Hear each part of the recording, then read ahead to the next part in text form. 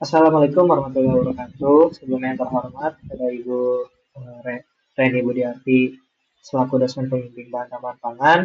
Nah, di sini kami akan mempresentasikan hasil diskusi dan hasil pembuatan produk kami mengenai analisa pengaruh bahan tambahan pada produk pangan, yaitu di sini kami menggunakan produk cilok. Untuk anggota kami, di sini kami beranggotakan 5 orang, yaitu yang pertama ada Ade Septiana, yang kedua ada Ananda Fauzia, yang ketiga ada Aura Putri Azarin, yang keempat ada Dwi Maulina, dan yang kelima ada saya sendiri, yaitu Tegar Tarbiansyah. Apa itu MSG? MSG adalah monosodium glutamat, adalah salah satu zat kimia yang umum digunakan sebagai penyedap rasa dalam makanan. MSG terdiri sekitar 78% glutamat, 12% natrium, dan 10% air. Menurut Food and Drug Administration atau FDA, konsumsi MSG masih tergolong aman hingga 120 mg per kilogram berat badan, yang setara dengan 9,6 gram per hari untuk seseorang dengan berat badan 70 kg. Peraturan BPOM nomor 11 tahun 2019 juga menjelaskan bahwa jenis BTP ini termasuk ke dalam penguat rasa atau flavor enhancer dengan nomor INS 621 dan ADI not specific, di mana Indonesia Peraturan Menteri Kesehatan Republik Indonesia nomor 722 juga menetapkan bahwa MSG boleh dipakai secukupnya. Adapun fungsinya, monosodium glutamat atau MSG berfungsi sebagai peningkat cita rasa dalam makanan atau disebut juga penguat rasa.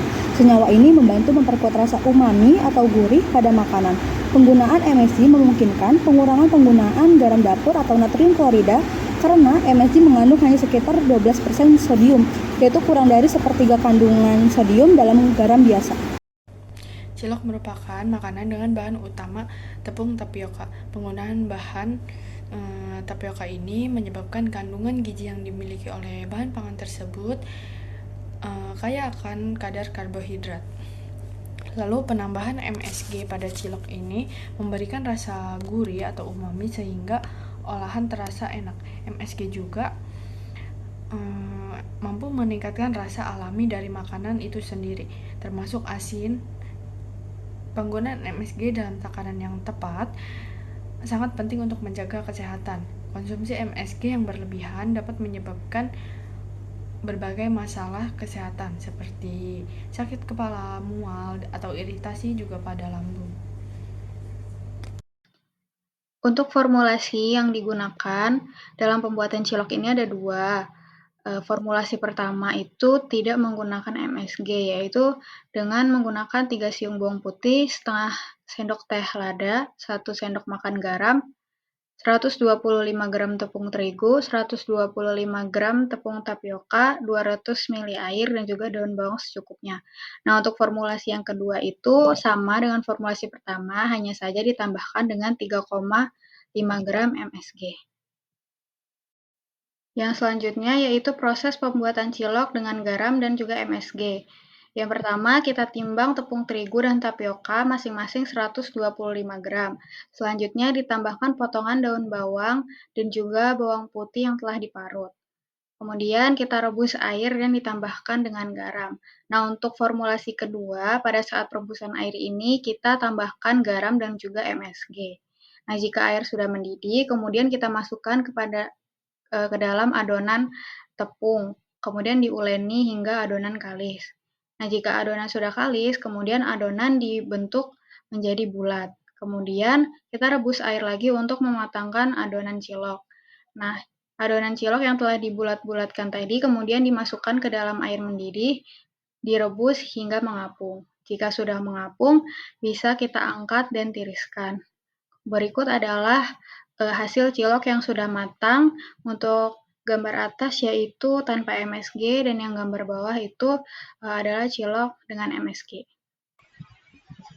Ya, kemudian kita selanjutnya melakukan uji organoleptik terhadap kedua produk yang kita buat, di mana di sini terdapat hasil uji organoleptik dari cilok AD dengan formulasi 1, yaitu dengan penambahan garam dan juga tambahan bahan berupa sodium glutamat yang didapatkan oleh hasil nilai warnanya yaitu dengan rata-rata 5, kemudian nilai rasanya dengan rata-rata 5,6, kemudian nilai tekstur dengan nilai rata-ratanya 5,8, dan juga nilai aroma dengan nilai rata-ratanya 8,8. Kemudian untuk cilok abang yaitu dengan formulasi kedua, yaitu hanya dengan penambahan garam, didapatkan hasil uji organoleptiknya adalah nilai rata-rata warnanya berjumlah 5, nilai rasanya nilai rata-ratanya adalah 4,2, kemudian gaya rata-rata untuk tekstur adalah 4,8, dan terakhir nilai rata-rata untuk aroma adalah 4,2.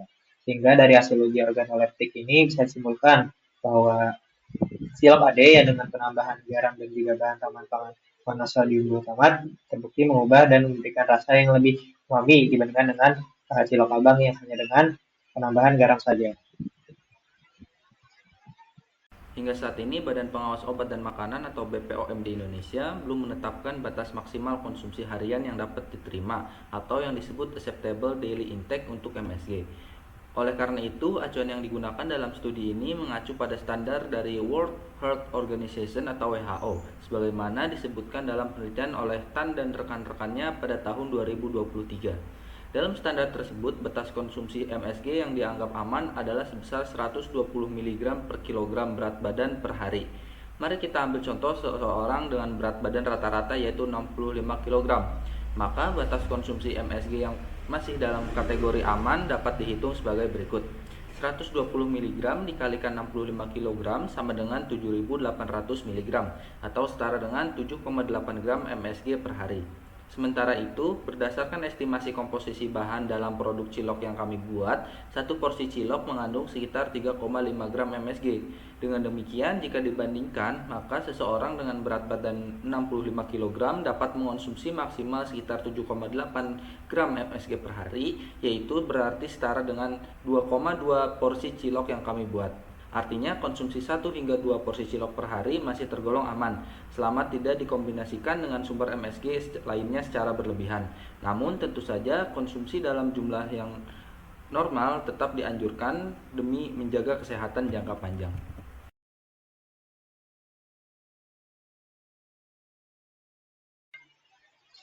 Sekian presentasi dari kelompok kami mengenai analisa pengaruh bahan tambahan pangan pada produk yaitu produk cilok. Kurang lebihnya mohon maaf. Terima kasih. Wassalamualaikum warahmatullahi wabarakatuh.